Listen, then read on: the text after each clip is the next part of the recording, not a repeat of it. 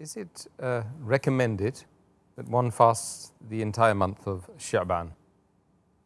As far as fasting in the month of Sha'baan is concerned, it's mentioned in Sahih Bukhari, volume number 3, in the book of fasting, Hadith number 1969. Hazrat Aisha, may Allah be pleased with her, she says that Prophet Muhammad used to never fast the full month except the month of Ramadan.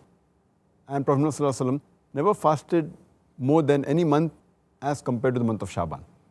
This shows that Muhammad fasted the complete month, only the month of Ramadan.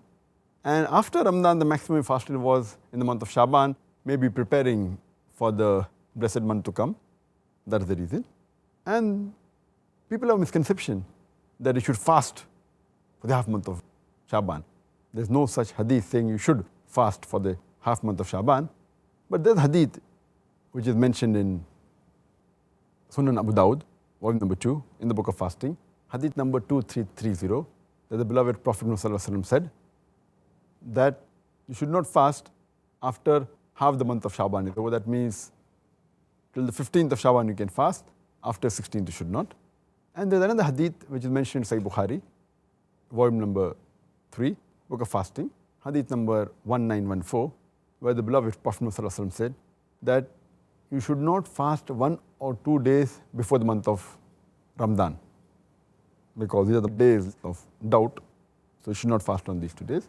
So based on this hadith, after the 15th, that is from 16 onwards, you should not fast, unless, the hadith continues, that unless you are used to fasting the nawafil fast, you're used to fasting the voluntary fast, maybe 3 days every month, that's the Ayyamul Bid, or you're used to fasting on Mondays and Thursdays or alternate days, it's accepted, otherwise you should not. So this is what a person should fast in the month of Sha'baan as much as possible.